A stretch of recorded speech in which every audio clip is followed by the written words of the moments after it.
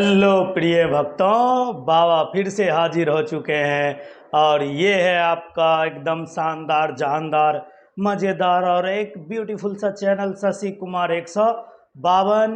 और आप देख रहे हैं आपके प्यारे से टीचर, प्यारे से शिक्षक और प्यारे से बाबा शशि कुमार को।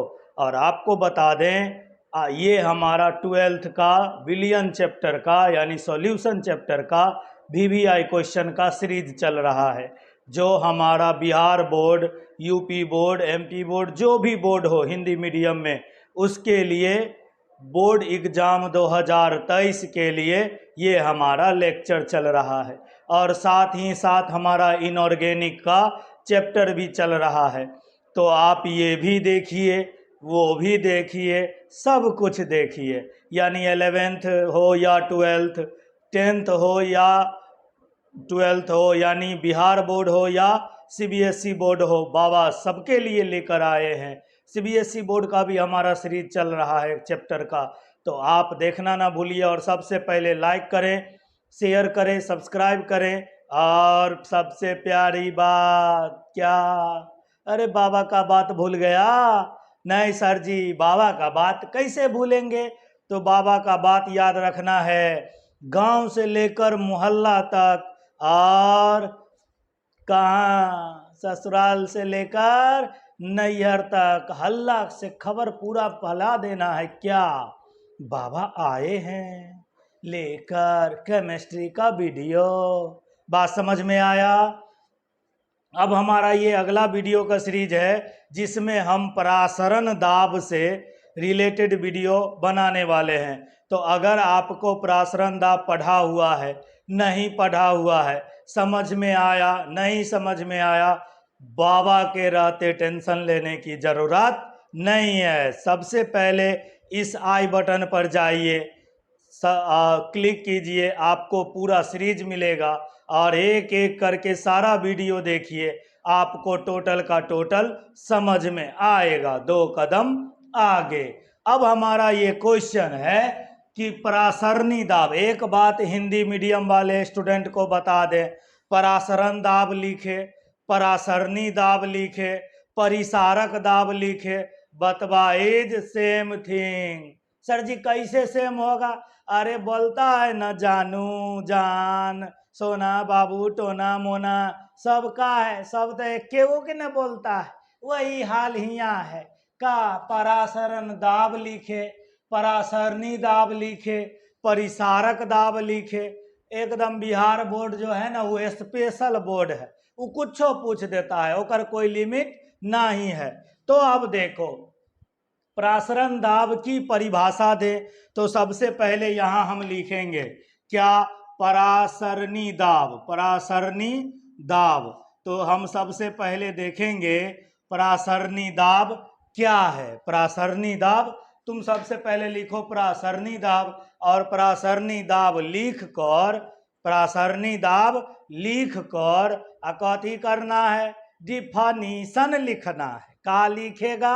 अरे डिफिनीशन है तो लिथो ने, लिथो। परासरण की प्रक्रिया को, परासरण की प्रक्रिया को रोकने के लिए, परासरण की प्रक्रिया को रोकने के लिए किसी विलयन पर, किसी विलयन पर आरोपित, किसी विलयन पर आरोपित आवश्यक अतिरिक्त दाब परासरण दाब कहलाता है। बोल कोई दिक्कत झंझट परेशानी उलझन? अब मिला लो फिर से। परासरण की प्रक्रिया को रोकने के लिए किसी विलयन पर आवश्यक अतिरिक्त दाब उसका परासरण दाब कहलाता है। किसका? उस विलयन का। अब हम उसको आना दिए रोक, आना दिए रोक, और जैसे ही दिए रोक तो क्या बोलेगा? अरे क्या बोलेगा? बोलेगा कि बाबा आगे बताइए। तो सबसे पहले देखो, वहां उसके नीचे लिखेगा क्या? पाई समानुपाती होता है किसके? M के। पाई समानुपाती होता है किसके? T के। तो पाई समानुपाती हो गया किसके? एम के और टी के। तो तुमको पता है बुढ़ापा से लेकर बचपन तक याद रखेगा। का याद रखेगा? तो बाबा बताए थे जब जब समानुपाती का चिन्ह हटेगा कोई ना कोई कांस्टेंट आएगा। तो यहां से हो जाएगा पाई बराबर एम आर टी, जहां एम क्या है? मोलरिटी। क्या है? मोलरिटी यानी मोलरता। आर क्या है? Gas constant. आर क्या है? Gas constant. अब देखो एम क्या है? मोलरता।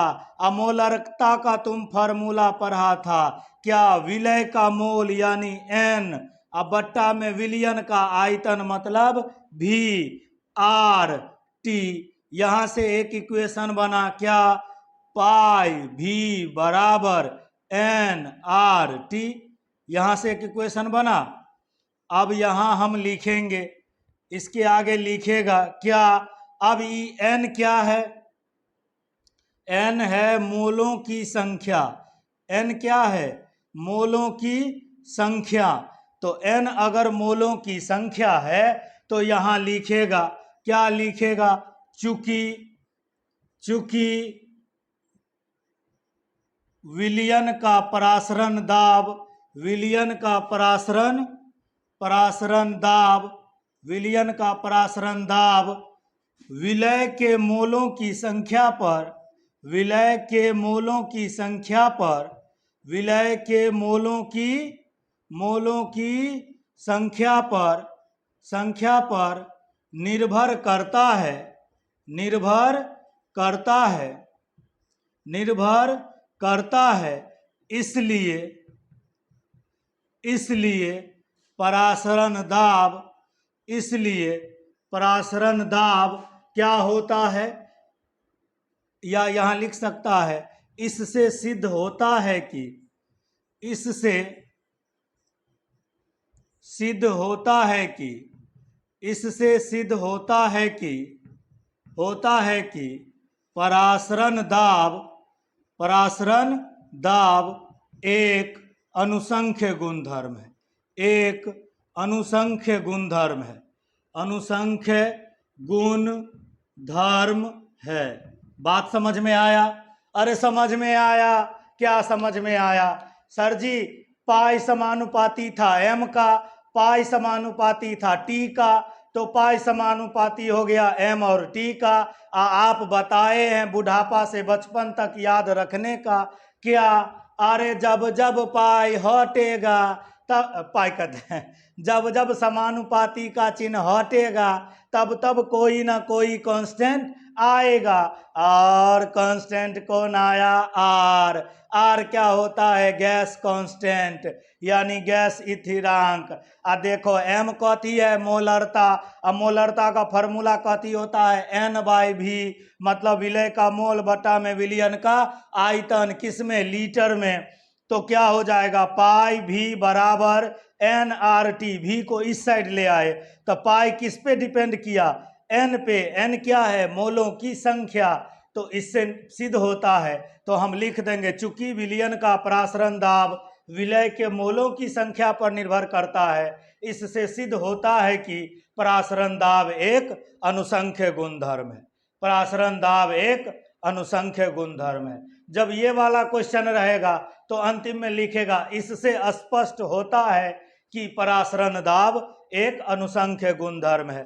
जैसा क्वेश्चन पूछेगा वैसा जवाब लिखने का।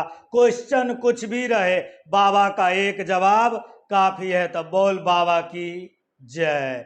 कमेंट में धराधर लिख बाबा की जय। जल्दी से स्क्रीनशॉट लो, और स्क्रीनशॉट लेने के बाद हम नेक्स्ट क्वेश्चन पे आते हैं।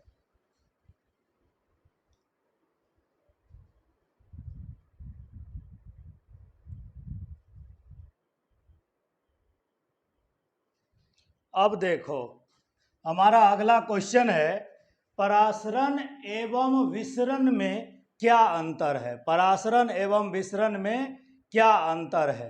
तो देखो परासरण और विसरण में क्या अंतर होगा। तो देखो इसमें मान लो जैसे पहले हम विसरण समझाते हैं, परासरण तो बाद की बात है। विसरण में क्या होगा, मान लो जैसे हमने एक बर्तन लिया, क्या करते हैं हम एक बर्तन लेते हैं और इस बर्तन में क्या करते हैं हम बीच में एक मान लो साधारण सा कोई झिल्ली लगा देते हैं, साधारण सा क्या करते हैं झिल्ली लगा देते हैं, ठीक है। ये जरूरी है भी और नहीं भी है। अब हम इसको माने सॉल्यूशन 1, इसको माने सॉल्यूशन 2, विलियन 1 का विलियन 2, इसका कंसंट्रेशन ज़्यादा है इसके कंसंट्रेशन से। सर जी हमको कैसे पता चलेगा कंसंट्रेशन ज़्यादा है कंसंट्रेशन कम है? तो ये मानना पड़ेगा किसी एक में विलय का संख्या ज़्यादा होगा और किसी एक में विलय का संख्या कम होगा। सर सांद्रता क्या होता है?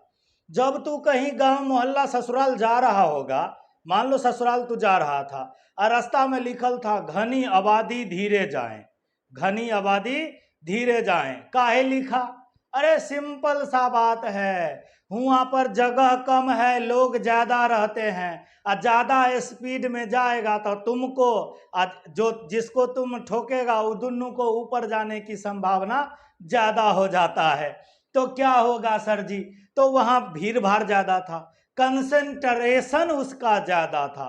वही बात है यहाँ, सांद्रता दोनों में विलायक होगा, लेकिन जहाँ विलय की संख्या ज़्यादा कंसंट्रेशन ज़्यादा। अब इस एसपीएम से क्या होता है तो देखो, इसमें किसका अणु ज़्यादा है? विलय का। तो इधर से इधर कौन जाएगा? विलय जाएगा। अब इधर से इधर कौन आएगा? विलायक आएगा। मतलब परासरण विसरण एक ऐसी प्रक्रिया है जिसमें उच्च सांद्रता वाले से निम्न सांद्रता और निम्न सांद्रता वाले से उच्च सांद्रता में क्या होता है, दोनों में प्रवाह होते रहता है। मतलब विलय इधर से उधर और विलायक उधर से इधर। इसीलिए लिखे हैं क्या, किसी पदार्थ का उच्च सांद्रता वाले क्षेत्र से निम्न सांद्रता वाले क्षेत्र में, तो यहाँ किसका सांद्रता ज़्यादा था? विलय का गया। इस यहाँ किसका सांद्रता ज़्यादा था? विलयन का इधर आया। क्षेत्र में संचरण होना ही क्या कहलाता है? विसरण कहलाता है। बात समझ में आया? अब सुनो, इसमें अर्धपारगम्य झिल्ली की आवश्यकता नहीं है, इस साधारण झिल्ली से भी काम चल जाएगा। इसमें विलय एवं विलायक दोनों के कण विपरीत दिशा में, एगो इधर से उधर तो एगो उधर से उधर क्या करता है? गति करता है, मतलब प्रवाह होता है। इसमें कणों का प्रवाह उच्च सांद्रता से निम्न सांद्रता, हम अभी तुरंत बोले, जिसमें कंसंट्रेशन ज़्यादा, जिसमें पदार्थ ज़्यादा, जिसमें कौन ज़्यादा, उधर से नीचा वाले में जाएगा। ये गैस और विलयन दोनों में पाया जाता है, गैस और विलयन दोनों में पाया जाता है। अब आते हैं किस पर? परासरण पर।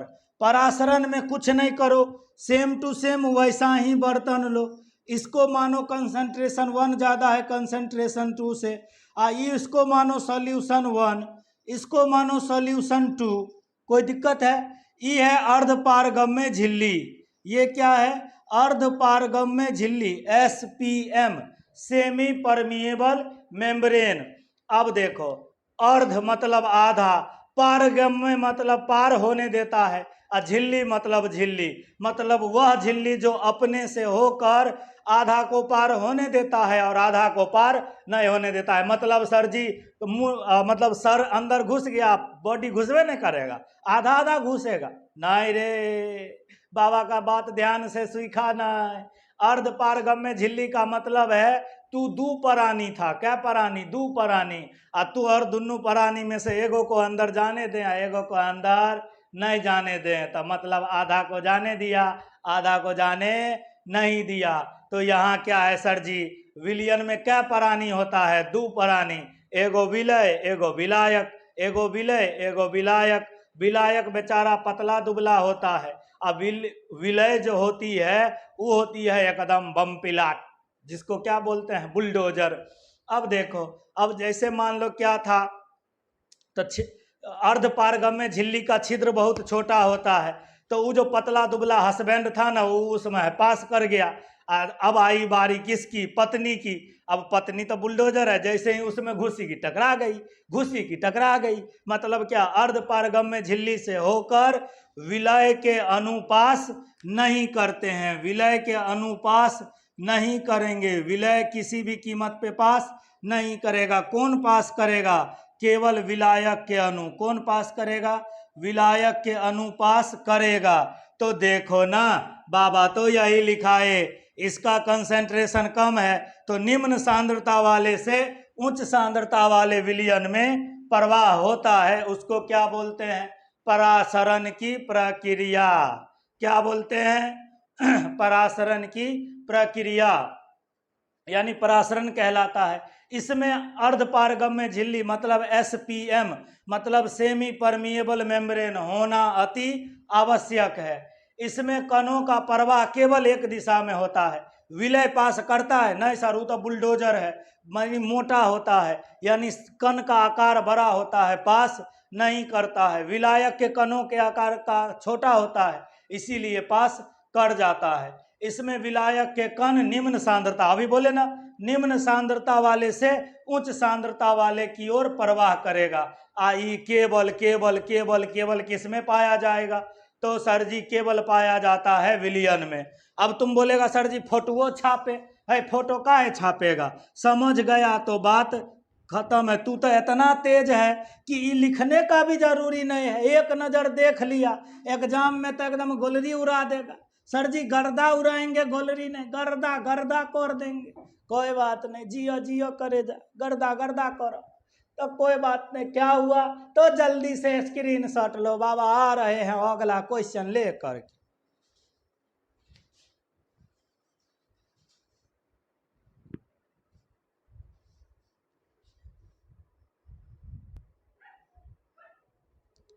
अब देखो अगला क्वेश्चन हमारा है परिसारक दाब। क्या है? परिसारक दाब। बोले थे ना, अरे बिहार बोर्ड इज ए तगड़ा board Bihar board is a तगड़ा बोर्ड। परिसारक दाब को क्या करें? परिभाषित करें। क्यों परिसारक दाब अपसामान्य हो जाता है? क्यों परिसारक दाब अपसामान्य हो जाता है? तो हाय देख, फिर आया। क्या लिखेगा? परासरण दाब। क्या लिखेगा? परासरण दाब। परासरण दाब। और परासरण दाब का डिफिनीशन अभी तुरंत बताए हैं, वहां से डिफिनीशन लिख लेगा। हम अभी बोले थे पाई बराबर MRT होता है किसका? परासरण दाब का। हम इसको ऐसे भी लिख सकते हैं, पाई बराबर NVRT। NVRT बोल, कोई दिक्कत है? अभी समझाए थे ना। अब यहाँ क्या होगा? सर जी क्यों परिसारक दाब अपसामान्य हो जाता है? अपसामान्य का मतलब है नॉर्मल से एबनॉर्मल, नॉर्मल से एबनॉर्मल। अब क्या होता है? जैसे मान ले तू अभी क्या है, अभी तू शादीशुदा नए है, अभी तू प्यार मोहब्बत के चक्कर में नहीं पड़ा है, अभी तुम सिर्फ पढ़ाई करता है, इधर उधर का ध्यान नहीं देता है। सर जी आपको क्या पता, हम तो दुर्गा पूजा का इंतजार बेसब्री से कर रहे हैं, मेला घूमने जाएंगे, भैया का ससुराल घूमेंगे।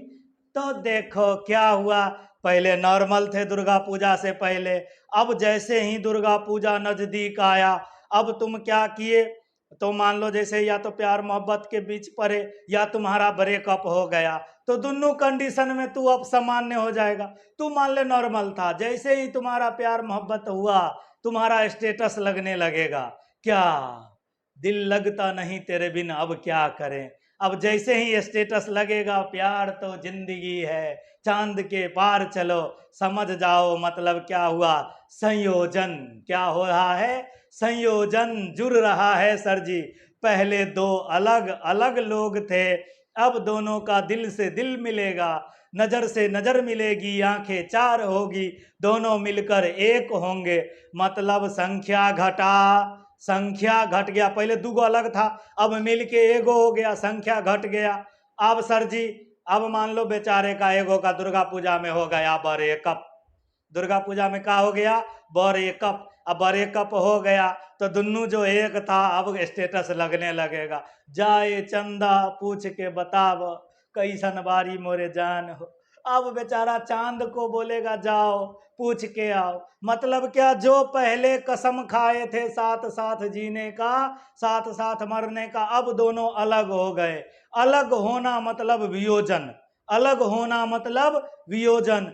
जुड़ा था संयोजन, अलग हुआ वियोजन। मतलब अगर तुम नॉर्मल कंडीशन में हो, प्यार मोहब्बत के चक्कर में थे, हो गया ब्रेकअप, अब तुम दाढ़ी बढ़ा लेगा, उदास में रोते रहेगा, खाना नहीं खाएगा, सर मन नहीं लगता, यही तो है अपसामान्य। मतलब सर जी, दोनों कंडीशन में, कौन से कंडीशन में, दोनों कंडीशन में अपसामान्य हो जाता है। तो यहां लिखेंगे, नीचे में लिखेंगे क्या, विलय के अणुओं के,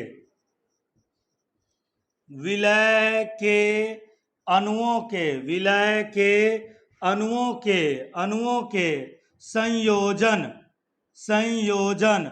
इसको एक और नाम लिखते हैं, क्या पता है, संगुणन। तो संयोजन या, संयोजन या वियोजन, संयोजन या वियोजन, संयोजन या वियोजन के कारण, संयोजन या वियोजन के कारण क्या होता है, परिसारक दाब, परिसारक, परिसारक दाब, परिसारक दाब क्या हो जाएगा, अपसामान्य हो जाएगा। क्या होगा, अपसामान्य हो जाता है, अपसामान्य हो जाता है। बात समझ में आया? बोल, कोई तकलीफ, झंझट, उलझन, परेशानी, किसी प्रकार का कष्ट? नहीं सर जी, बाबा से पढ़ रहे हैं, किस प्रकार का कष्ट? तो बोल बाबा की जय। बात समझ में आया? तो लाइक करो, शेयर करो, सब्सक्राइब करो। अब बाबा से मिलन तो होते रहेगा। और वीडियो को पूरा फैला दो, गांव मोहल्ला शहर तक में, ससुराल से लेकर के नैहर तक में एकदम हल्ला कर देना है, बाबा आए हैं। धड़ाक धड़ाक धड़ाक से वीडियो लेकर आ, तुमको करना है धड़ाक धड़ाक धड़ाक से कमेंट, और फिर हमारा मिलन होगा नेक्स्ट वीडियो में, यानी कल। Thank you.